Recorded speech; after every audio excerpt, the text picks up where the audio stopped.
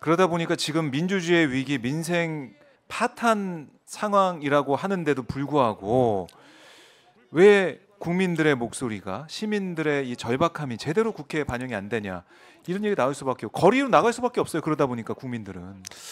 그러니까 이 지역에 뭐 예산 따고 하는 것도 그 저기 약자를 돕는다든가 네. 어떤 복지나 안전망을 튼튼히 해서 우리 지역을 건강하고 생산적으로 만들어 보자. 이런 예산이면 모르겠는데 그게 아니라 거의 90%가 도로 깔고 그렇지. 건물 짓고 네. 이런 거거든. 그게 다라고 봐야 돼, 사실은. 그러니까 이런 가운데서 이제 우리 정치가 무엇을 향해 가느냐 문제인데, 거기에 이제 그 이런 무도하고 폭주하는 정권이, 오늘 뭐 국회도 뭐 조금 있으면 아비규환의 상황이 될 걸로 보여지지만, 네. 이게 그 저기 어떤 정치의 파괴와 재야만화, 야생화, 이런 부분들이 앞으로 초래할 후과를 지금부터 걱정해야 됩니다. 그 국회가 존재하는 이유는 정치인들끼리 열심히 싸우고 또 거기서 결과물을 만들어내야 네. 시민들이 서로 충돌을 안 한다는 거예요. 이제는 저기 국민이 보수 진보로 갈라지고 그렇네요. 여당과 야당으로 갈라져 광장에서 투쟁하고 뭐 조폭같이 싸우는 거를 네. 저기 정치가 필터링 해주면서 예방해 온 건데, 지금 정치가 파괴됐기 때문에 네. 이제 다시 광장 정치로 갈 것이고, 여기서 세대결 양상이 될 것이고, 네. 이러면서 한국 민주주의가 대의제 기능이 완전히 이제 파괴돼 버리는, 상권 분립이 파괴되는 이 현상이 엄청난 퇴행입니다. 이게 수십 년간 쌓아왔던 거거든요. 그러게요. 이게 대결로 가다 보니까 특히 윤석열 정권 들어서 사실 뭐 야당 대표 한 번도 안 만나고 대통령이 단식을 하는데도 아무도 안 가보고. 아니 그러니까 그거를 지금 뭐 이렇게 유튜브에서 그런 얘기 많이 하는데, 네. 나는 저쪽에서 뭐 찾아오고 걱정해 주는 거 바랄 필요가 없다고 봐요. 얘기할 필요가 그건, 없다. 그건 얘기할 필요가 없는 문제예요. 그리고 뭐 자범 취급한다 뭐 그러는데도, 그것에 대해서도 난 심지어 그래요. 네. 예상했던 일이다. 우리가 뭐 단식한다고 눈도 깜짝 안 하시는 거 잘 알고 있다. 니들은 니들 길 가라. 우린 국민하고 대화하겠다. 이렇게 하고 아주 이번에 민주당 의원들이 단식하는 대표 전부 뒤에 앉아 있었어요. 또 거기 와서 도장 찍기 경쟁을 했다고. 그게 아니라 저기 국민 항쟁이라 그랬고, 단식할 때 메시지, 그러면 항쟁에 맞는 전략과 행동이 나오고, 네. 그 저기 뭐냐 국회 앞마당에 국민 항쟁 본부 천막을 쳐야지. 거기에서 시민들 초청하고 또 뭐 여러 단체 초청하고 각계각층 초청해서 폭풍 경청, 그 다음에 이제 이어서 행동, 이걸 매일매일 했어야 그러네요. 된다고 봐요. 그런데 같이 천막 뒤에 앉아가지고 물 드신다, 소금물 드신다, 또 뭐 동조 나도 며칠 단식하겠다, 지금 이런 나약한 그 병풍 세우기로 그 국민 항쟁이 되겠습니까? 근데 이재명 대표 단식 메시지는 분명히 항쟁이라고 그랬거든요. 그러면 나가서 싸우라는 말인데, 민주당 의원들 다 뒤에 앉아 있었다. 다 뒤에. 그러니까 무슨 얘기냐? 저기 그 이제 병사들 많고, 네. 전투복 입히고 군화시키고 총 들고 실탄 줘서 이제 나가 싸우자 하고 저기 먼저 내가 나가 싸운다 먼저 리더가 이러니까, 아니 뭐 총알이 부족합니다. 뭐 식사가 잘 안 나왔습니다. 뭐 또 화력이 부족합니다. 계속 궁시렁거리면서 나가서 싸울 생각 안 하고 다시 기어 들어오는 거야. 그러면 저기 지도하는 사람 입장에서 미치지. 누가 그거 바란대? 그리고 뭐 여당이 찾아오길 바란대? 제발 이런 거 갖고 논쟁하지 말자고. 지금 국민 항쟁을 할 거냐 말 거냐. 네. 이거 갖고 이야기를 했었어야지. 괜히 그런 거 갖고 시간 낭비하지 말자고요. 그리고 찾아오면 뭐 어때 그런다고 단식 풀 것도 아닌데 뭐 안 찾아온다 뭐 이런 얘기를 찾아오지 말라 그래. 냅둬. 뭐 그런 걸 갖고 우리가 논쟁합니까? 네. 시간 아깝게? 시간 아깝게. 그런 게 아니죠. 기대를 그게 아니라 지금 필요 없다. 구석으로 내몰리는 노동자들, 여성들, 또 저기 장애인 시위도 어제 여의도에 있었지만은 네. 벼랑 끝으로 내몰리는 약자들, 그다음에 국가의 엘리트들도 뭐 과학기술 R&D 예산이라든가 이런 걸 봤을 때 사실은 국가를 먹여 살릴 엘리트들도 올해 정부 예산에서 초토화된 어휴, 계층들이 많단 말이에요.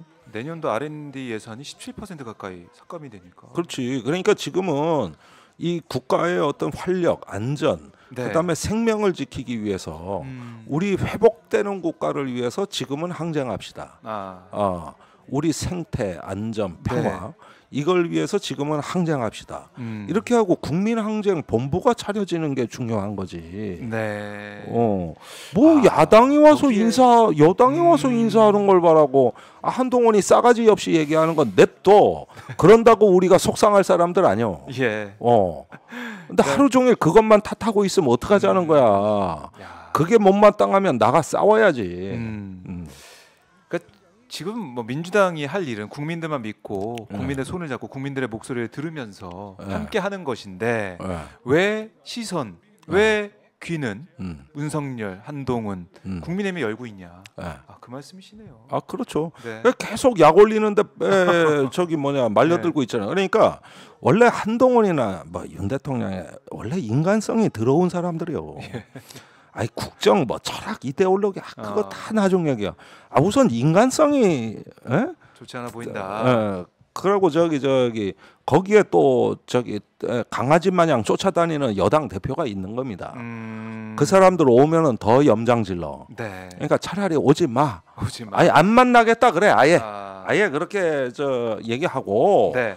우리는 항쟁의 길로 이제는 올곧게 간다. 그러니까 니들은 저기 저질로 대응해라. 네. 우리는 국민의 품격에 맞추겠다. 저질로 대응해라. 우리는 품격 있다. 우리는 국민과 함께 가는데 이제 각오해라. 이렇게 저기 가고 그게 이제 올해 예산이나 입법 투쟁하고도 연결이 잘 돼서 뭔가 이제 대오를 제대로 갖췄다. 또 새롭게 이제 모든 기득권을 내려놓고 대신 국민 여러분들을 모시겠습니다.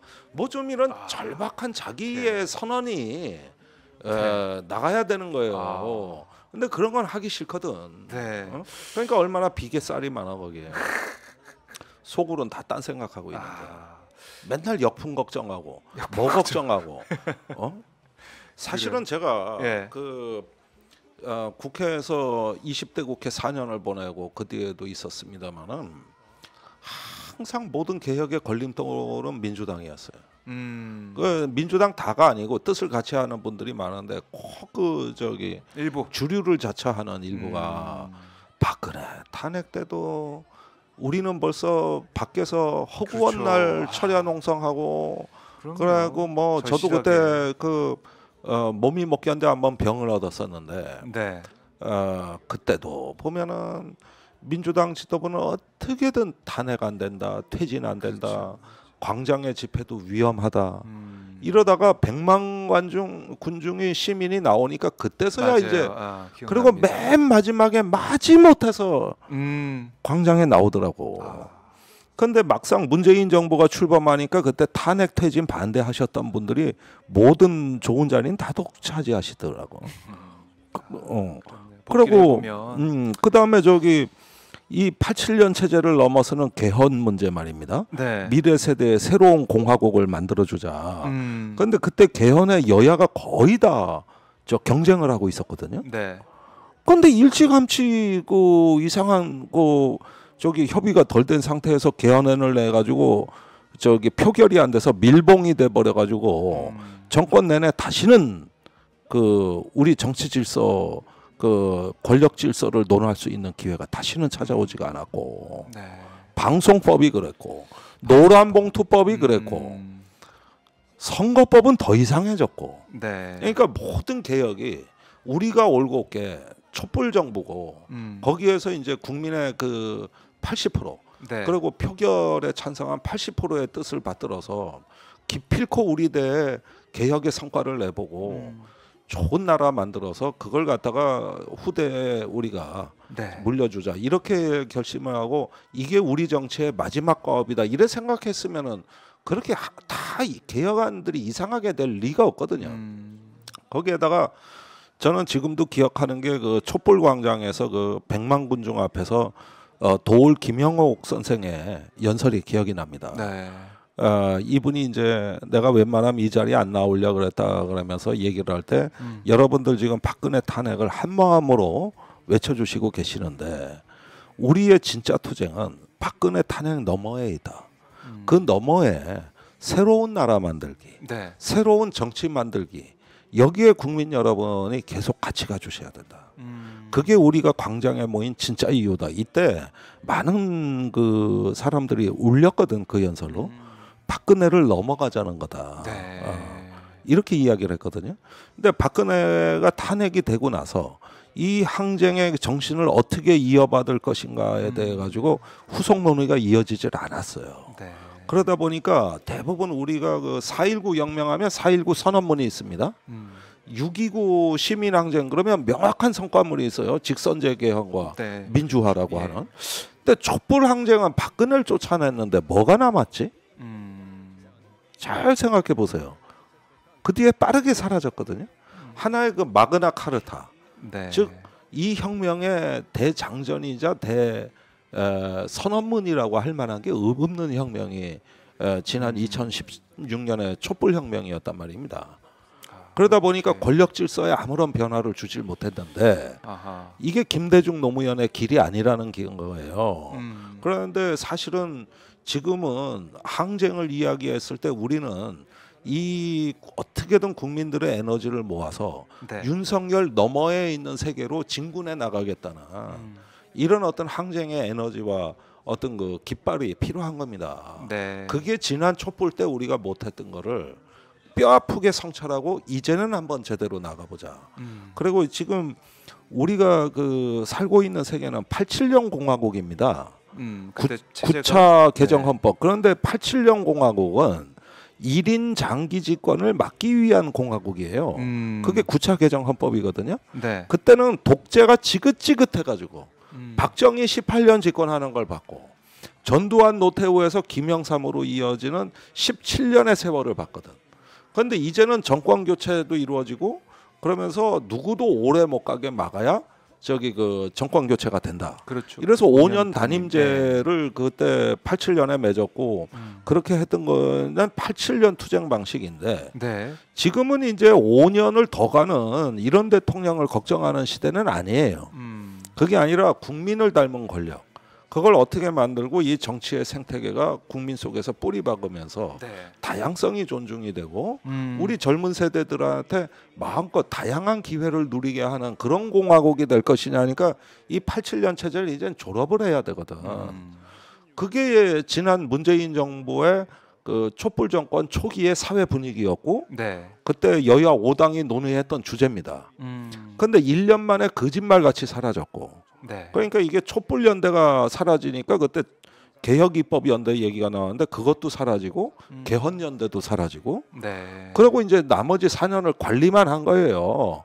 관리만 했는데 그중에 2년은 또 저기 모피아들하고 검찰 윤석열한테 네. 끌려다녔고 그러니까 빠르게 이 항쟁의 에너지가 흩어지면서 결국은 윤석열한테 정권을 내주기에 이르는 겁니다. 이게 그 시절부터 지금까지 이어지는 7년의 역사입니다. 네. 그러면 그 사이에 높아진 민도와 우리의 어떤 그 위기의 민주주의를 보면서 이제는 진짜 항쟁을 할 때다. 정말로 이 윤석열이 임기가 하루 이틀 1년만 더 연장돼도 국민들 힘들어하신다.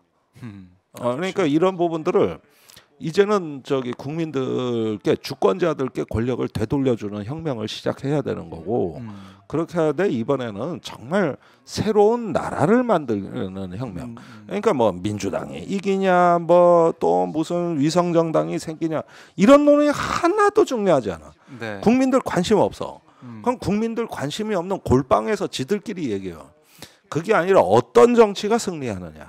어떻게 어떤 그 공화적이면서 새로운 어떤 그 저기 국민을 닮은 어떤 정치가 다음에 승리하느냐를 가지고 그걸 네. 무기로 가는 것이지. 아니 저기 솔직히 160석 야당처럼 이상한 존재도 없어요. 내가 겪어보니까 사실 저 정도 투쟁은 60석만 돼도 다 되는 투쟁을 160석까지나 갖고 야당 노릇하기도 참 희한해 이게. 그러니까 민주당이 이렇게 의석을 많이 얻고 국민들이 어떻게 보면 열광적인 지지를 하면서 의석을 줬는데 그동안 뭐 했느냐? 왜 지지자들 입장에서도 볼 때도 정치적 효능감을 못 느끼겠다 이런 얘기도 그러니까 했었고. 이런 걸 보셔야 돼요.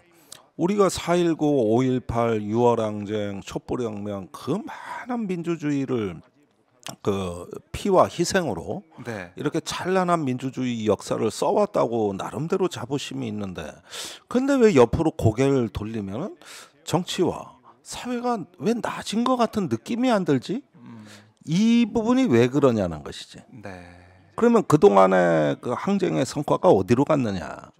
이것을 모아두질 못했어요. 지속시키질 못한 거예요. 그러니까 그 일부 그때 시민단체에서 어떤 대헌장을 만들자 또는 사회 계약을 체결하자 뭐 여러 가지 얘기가 있었지만은 하나의 어떤 그 이정표, 말하자면은 어떤 이걸 두고두고 계승해 나갈 수 있는 기념 표식을 만들지는 못했던 겁니다. 기본 정신을. 네. 그러나 항쟁은 항쟁의 정신이 있는 거고 그걸 통해 가지고 이루어지는 새로운 사회에 대한 비전이 있는 거예요. 예. 저는 다음 정치의 비전은 이제는 회복력의 시대 정치라고 봅니다. 회복력. 네. 회복의 시대, 회복 탄력성, 네. 레질런스. 훌륭하다. 회복 탄력성의 이제 정치의 시대로 가겠다. 그러니까 지난 4월에 제이크 설리반 미국 안보보좌관이 브루킹스 연설에서 신자유주의는 4가지 문제를 해결할 수 없다 그랬어요. 네. 그 4가지 문제는 첫째, 일자리 공동화. 즉 모든 성장은 좋은 거야. 무조건 성장해야 돼 하면서 중요한 산업을 갖다가 파괴했다. 네. 일자리 공동화. 둘째, 기후 위기. 기후 위기. 예. 이거는 가면 갈수록 이제 세상은 기후에 대해서 디스토피아. 그런데 신자유주의는 답변을 하지 못한다. 세 번째, 극심한 불평등. 아하. 이게 오늘날의 미국 사회를 보면은 완전히 분열돼 버렸어요. 그렇죠. 네. 네 번째가 지정학의 위기. 이걸 해결할 수 없다 그랬거든요. 신자유주의. 근데 네. 말하자면 한국 사회에 이념 논쟁이 필요한 부분이 있습니다. 우리 사회의 어떤 이념 사상 논쟁을 격렬하게 해야 될 부분이 있어요. 네. 그 부분은 바로 왜 신자유주의 사상은 이 문제를 해결 못하느냐. 그렇다면 어떤 사상이 있느냐. 네. 이런 건 해볼 만한 거예요. 그러니까 뭐 독립군 역사 지우고 공산 전체주의 이런 이념 논쟁은 그야말로 100년 전 논쟁이고 네. 지금 해야 되는 이념 논쟁이 있긴 있는 거거든. 이런 점에서 이념 논쟁이라면 생각해 볼 여지가 있는 거예요. 그런데 우리가 왜 그 많은 촛불혁명이나 뭐나 이런 것들을 찬란한 민주주의 역사 속에서 무엇을 놓쳤느냐. 그렇게 어떤 아까 말씀드린 4가지 문제에 있어서 우리 정치는 답을 하지 않고 있다. 네. 그것을 답을 할 수 있는 거는 뭐냐면 4가지는 다 위기를 말하는 거거든요. 거기로부터의 회복을 말하는 거거든. 그러니까 회복의 정치, 회복 탄력성의 공간 마련이거든요. 네. 이걸 위한 새로운 투자, 새로운 혁신, 그다음에 어떤 다양성한 활력, 이것을 자극해가지고 대한민국이 이제 아주 다이내믹한 네. 이런 젊은이들의 나라로 만들어주려면 정치가 먼저 바뀌어야 됩니다. 그러면서 이제 지난 국회에서 미완에 그쳤던 정치 개혁이라든가 개헌 또 이런 걸 통해서 이제 말하자면 도전하고 창업하는 네. 창업국가, 통상국가, 혁신국가 대한민국을 만들기 위한 정치의 어떤 자기 제자리 찾기, 이걸 저는 회복력의 시대라고 이야기하고 싶고 시대. 그 회복력의 시대에 맞는 비전들이 다양한 사회 실험이 있었습니다. 그런 데이터들이 굉장히 좋은 게 많더라고. 네. 그런 것들을 이제 집대성해서 우리가 해야지. 문제가 터질 때 그때 쫓아가서 돌봐주었다 뭐 이것만 갖고 되는 게 아니야. 역설적으로 윤석열 대통령이 한 것 중에 맞는 얘기는 네. 이념이 중요하다는 그 말은 맞는 말이에요. 그런데 그 내용이 잘못 구성돼서 그렇지. 그리고 세계가 다 그런 고민을 하고 있어요. 그런 면에서 이 정치가 보여주는 진정성이 있다면 네. 저는 지금이 그 얘기할 때다. 그런데 이번에 그 유엔 총회 간 윤석열 대통령이 또 가가지고 이번에는 소위 말하는 글로벌 사우스 그 개발도상국 환심 살려고 어지간히 뭐 얘기하대. 기후, 개발, 디지털 이 세 개의 격차에 개도국을 지원하겠습니다 하고 얼마나 떠들어내는지. 그래 가지고 북한 러시아 정상회담보다 주로 얘기는 개도국 얘기예요. 우리가 주목한 건 뭐 북러 그거 두 마디밖에 안 돼. 네. 짧게 지나갔어요. 근데 러북이라고 해가지고 이게 뭔가 왜 러북이라 그러니 북한 러시아가 러브하잖아. 응? 러북이라 그러니까. 러북. 러시아 북한이 끈끈해지고 사랑하는 사이가 된 것처럼 보이는데 그러니까 16분에 걸친 유엔 총회 연설 보니까 결국에는 개발도상국을 향한 러브콜을 보낸 그러니까 이런 모습이 됐다. 그래요. 그래서 지금은 이 처절한 고통에도 의미가 있다고 봐야 되겠어요. 무엇을 위해서 우리는 가기 위해서 겪는 고난을 지금 네. 담대하게 받아들인 거거든요. 고난을 담대하게 받아들인 것이다. 그리고 거기에는 상당한 모멸감과 어떤 그 안타까움이랄까 네. 이런 온갖 그 저기 감정의 오물들까지도 뒤집었었다. 아마도 오늘 표결이 진행되고 나서 네. 또 상당한 후폭풍이 있을 걸로 예상이 됩니다만은 그래요. 이런 부분에 있어서 이제는 우리가 이 고난을 넘어서는 이제 희망과 비전을 선포할 때입니다. 그래야 국민들은 항쟁에 참여하신다. 미래로 가자. 윤석열 너머의 모습을 일단 끌어내려야지. 일단은 윤석열하고 부딪히는데 전선은 아주 단호하고 강력해야 됩니다. 그리고 우리는 공식적으로 대통령께 민주주의 회복을 요구하되 응하지 않으면 퇴진을 요구하고 탄핵시키겠다. 이렇게 나가야 돼요, 그냥. 이렇게 나가되 주저하지 말라. 그리고 이 싸우는 목적은 단순히 민주당의 방어가 아니라 이거는 국민들을 위기로부터 구하는 투쟁이라고 우리는 생각하기 때문에 여기서 얻어진 전리품이 있다면 기득권에 집착하지 않겠다는 자기 성찰도 있어야 돼요. 그래야 국민들께 다가갈 수 있어요. 그래요. 그게 어떻게 보면 우리 민주주의의 길이고 또 민주당의 앞으로의 길일 수 있다. 역시 뭐 국민의 말씀, 국민의 명령 이게 제일 중요한 거 아닙니까? 그럼요.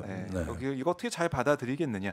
지금 윤석열 정권이 보여주고 있는 일방통행식의 국정 운영 여기에 비판의 목소리 그리고 지쳐 있는 분노를 하고 있는 국민들을 어떻게 껴안을 것이냐. 우리 정치 어떻게 보면 제일 중요한 과제다라고 볼 수가 있겠습니다.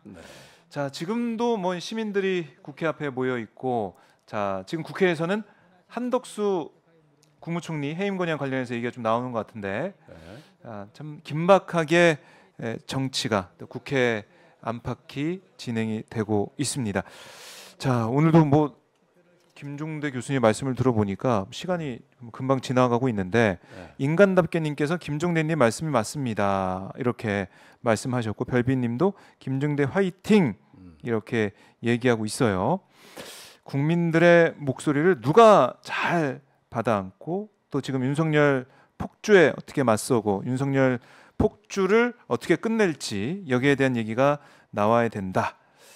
알겠습니다. 오늘 말씀 이렇게 정리를 좀 해봐야 될 것 같은데 끝으로 뭐 길게 좀 말씀하셨지만 못다 하신 말씀 있으시면 글쎄요. 지금 하고 싶은 말씀 있으시면 국회에서 표결인데 아마도 저거 지금 표결은 한덕수 국무총리 한덕수 먼저 하는 거겠죠? 해임 건의안 뭐 통과될 걸로 예상이 되는데 뭐 받아들이지 않겠다는 얘기는 뭐 이미 했기 때문에요. 예상할 수 있는 뭐 그런 결과로 흘러갈 것 같아요. 참 일단은 상황을 좀 지켜보시고 다음에 시민들이 결심할 수 있는 순간이다. 오늘 표결 결과를 보시고 그동안 이제 주저하시거나 또 뭐 다들 생업에 바쁘시고 힘드시잖아요.